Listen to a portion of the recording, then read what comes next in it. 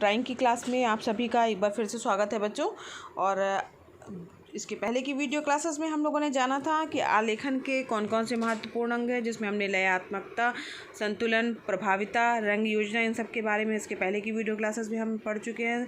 साथ ही बच्चों रंगों का ज्ञान व महत्व जो है क्या है ये भी हम पढ़ चुके हैं। और आज हमें जाना है कि इसका प्रयोग हम किस तरीके से करेंगे, और रंगों के बारे में भी आज हम जानेंगे कि रंगों की उत्पत्ति कैसे हुई और किस प्रकार से किन रंगों को प्राथमिक रंग कहा जाता है, किन रंगों को सेकेंडरी रंग जो है वो कहा जाता है। तो यहाँ पर बच्चों सबसे पहली बात करते हैं रंगों की। तो जिस प्रकार से रंग जो है हमारे जीवन के लिए इम्पॉर्टेंट है, उसी प्रकार से चित्र की सुंदरता के लिए भी जो है बच्चों रंग महत्वपूर्ण स्थान रखते हैं। तो रंग के कारण ही बच्चों चित्र जो है वो हमारा सुंदर दिखाई देता है, आकर्षक दिखाई देता है और सजीव उसमें लगता है एकदम तुरंत जो है सामने रखा हुआ है, सजीवता जो है उसमें दिखाई देती है।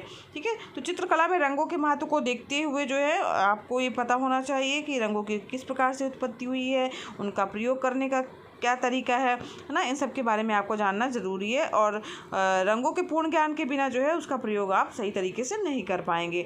तो अब हम बात करते हैं सबसे पहले रंगों की उत्पत्ति की, कि रंगों की उत्पत्ति जो है वो कहाँ से हुई है। तो वास्तव में बच्चों जितने भी रंग हैं, कहा जाता है ना सब जो प्रकाश की किरणें होती हैं वो 7 रंगों से बनी हुई है। तो उसी प्रकार से अगर हम रंगों की उत्पत्ति के बारे में बात करें तो सूर्य के प्रकाश से बच्चों रंगों की उत्पत्ति हुई है। प्रकाश के द्वारा ही रंगों का उद्गम हुआ है। अगर हम प्रिज्म, आपने देखा होगा बच्चों, जब जो प्रिज्म होता है वो कांच का जो है त्रिभुज के आकार की जो है वो आकृति होती है, पिरामिड जैसी आकृति होती है। तो उससे जब आप देखेंगे रंग को, तो जब प्रकाश की किरणें गुजरती हैं इस प्रिज्म में से होकर के, तो इसमें क्या होता है, इंद्रधनुष जैसे हमें 7 रंग जो है दूसरी तरफ से दिखाई देते हैं। तो 7 रंग कौन कौन से होते हैं, तो जो उनका क्रम भी बच्चों, जो प्रकाश जो है सूर्य सफ़ेद प्रकाश जो होता है वो 7 रंगों में बढ़ जाता है। तो उनका क्रम होता है बच्चों बैगनी, नीला, आसमानी, हरा, पीला, नारंगी और लाल। ठीक है, तो यहाँ पर जो है उनका क्रम भी यही रहता है। तो यह जो विभाजन है, यानी श्वेत प्रकाश का जो है 7 रंगों में जो विभाजित होने की प्रक्रिया है, ये जो होती है वो विकिरणन कहलाती है। ठीक है, और जब कोई वस्तु जो है प्रकाश को जब्त करती है तो काली जो हमें दिखाई देती है, और प्रकाश का विकिरणन होने पर जो है वो हमें सफ़ेद जो है दिखाई देती है। अगर हम बात करें बच्चों रंगों की, तो रंग जो होते हैं वो 2 प्रकार के होते हैं। प्राथमिक रंग जिसे प्राइमरी कलर कहा जाता है, या आरंभिक कलर कहा जाता है, या मुख्य रंग भी कहा जाता है। और दूसरा है बच्चों द्वितीयक रंग, या जिसने क्या कहा जाता है, सेकेंडरी रंग कहा जाता है, या गौड़ रंग कहा जाता है। अब हम बात करते हैं प्राथमिक रंगों की बच्चों। तो प्राथमिक रंग जो थे, तो जो प्राचीन पद्धति थी उसके अनुसार जो है वो लाल, पीला और नीला, ठीक है, लाल, नीला, पीला, ये 3 ही रंग जो थे वो प्राथमिक रंग या आरंभिक रंग माने जाते थे।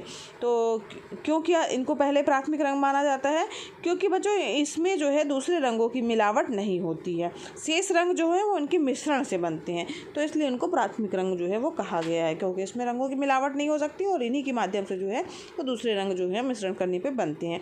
लेकिन जो है आधुनिक युग में जो ओस्टवाल नामक वैज्ञानिक थे, उन्होंने जो एक और रंग जो कि चौथा रंग है हरा रंग, उसको भी जो है वो प्राथमिक रंग मान लिया। तो अगर हम ओस्टवाल की बात करें या आधुनिक युग की बात करें तो प्राथमिक रंग उन्होंने 4 रंगों को माना है। उसमें हरा रंग और शामिल कर लिया गया है, यानी लाल, पीला, नीला और हरा। यहाँ पर देखिए गोले में आपको वो चारों कलर दिखाई दे रहे हैं, ये जो है वो प्राथमिक रंग माने गए हैं आधुनिक युग में। और सबसे प्राचीन पद्धति की बात की जाए तो 3 ही रंग जो है वो प्राथमिक रंग थे। अब हम बात करते हैं द्वितीयक या गौड़ रंग की। तो जो द्वितीयक रंग है बच्चों, इनके अंतर्गत वे रंग आते हैं जो मुख्य रंगों को एक दूसरे से मिलाने पर जो है वो तैयार होते हैं।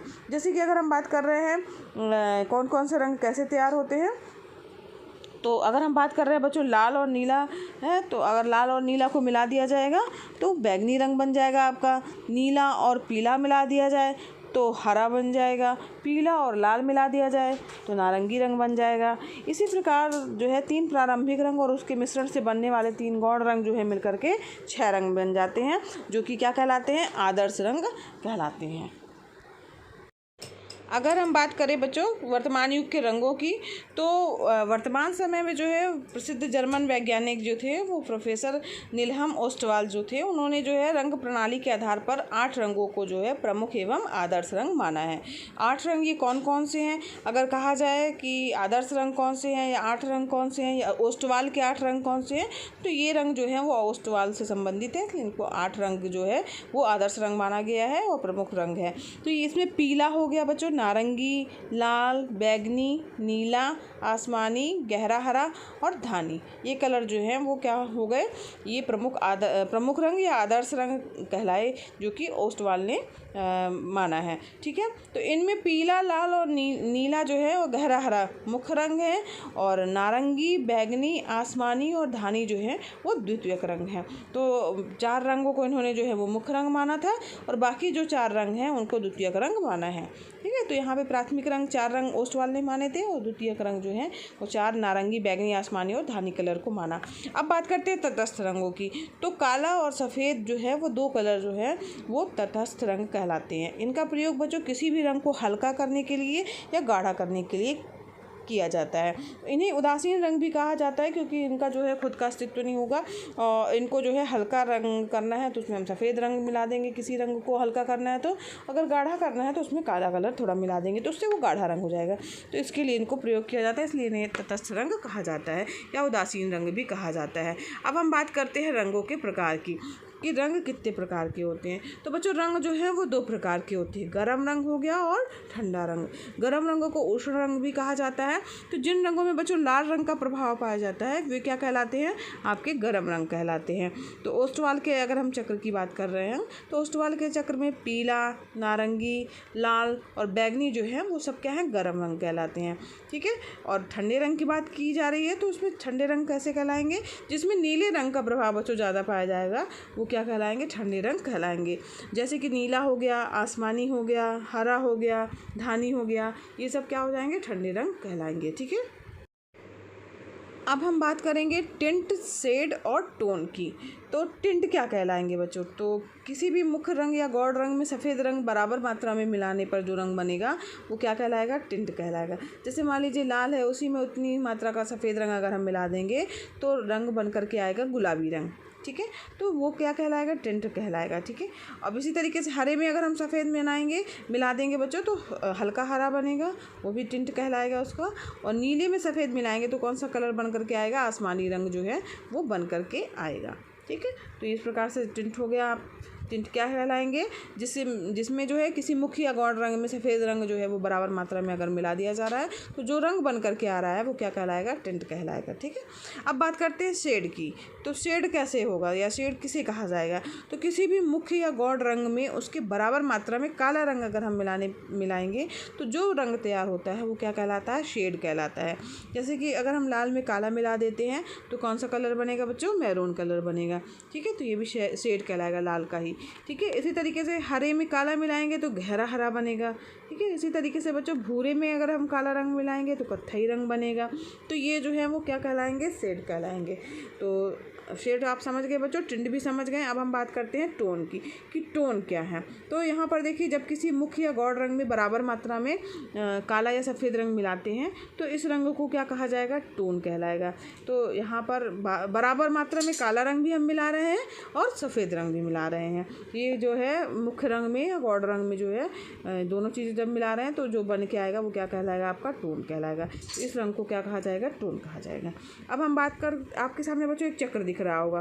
ठीक है, तो यहाँ पर चक्र जो दिख रहा है उसमें ओस्टवाल के 8 रंग का चक्र दिख रहा है, जिसमें 8 कलर दिए गए हैं, बैंगनी, पीला, आसमानी, समुद्री हरा, लाल, नारंगी, नीला और धानी। ठीक है, तो ये 8 जो है वो ओस्टवाल के रंग हैं। तो ओस्टवाल के चक्र में कितने रंग थे, तो 8 रंग है। ये क्वेश्चन इंपॉर्टेंट है बच्चों, अक्सर एग्जाम में हर बार लगभग आता ही है कि ओस्टवाल में जो है कितने रंग होते हैं, 8 रंग होते हैं। कलर के नाम भी आप अच्छे से याद कर लीजिएगा। अगर आदर्श रंगों की बात की जाए ओस्टवाल के, तो 6 रंग जो हैं उन्होंने आदर्श रंग माने हैं। तो जिसमें से 4 जो है वो प्राइमरी जो मुख्य कलर हैं वो हो गए आपके, और उनको मिलाने पर जो बने हुए हैं कलर हैं तो वो जो है दूसरे वाले जो कलर मिलाने पर बन रहे हैं वो क्या कहलाएंगे, जो है वो दूसरे जो है वो गौण कलर या कहलाएंगे। यहाँ पर देखिए 6 जो है कलर कौन कौन से हैं, पीला, नारंगी, नीला, लाल, बैंगनी और हरा। तो इस प्रकार से 6 जो हैं वो उन रंगों को क्या माना गया है, आदर्श रंग माना है ओस्टवाल ने। तो यहाँ पर देखिए ये दोनों जो है चक्र आप अच्छे से देख लीजिए, समझ लीजिए, कलर को याद कर लीजिए, इससे संबंधित प्रश्न बच्चों ज़रूर आता है। तो आज की वीडियो क्लासेस में बस इतना ही बच्चों। आपने आज बहुत सारी चीज़ें जान ली जो कि एग्ज़ाम की दृष्टि से भी इम्पॉर्टेंट है। अगर बच्चों वीडियो पसंद आया हो, समझ में आया हो, तो वीडियो को ज़रूर लाइक कीजिएगा। चैनल पर नए हैं तो चैनल को सब्सक्राइब कीजिए, साथ ही बच्चों बेल आइकन भी प्रेस कीजिएगा ताकि आपको नए वीडियो का नोटिफिकेशन मिले बच्चों। और बच्चों ये वीडियो क्लासेस फ्री हैं तो आप भी लाभ लीजिए, अपने फ्रेंड्स को भी शेयर कीजिए ताकि वो भी इसका लाभ ले सके। धन्यवाद बच्चों, मिलते हैं नेक्स्ट वीडियो क्लास में।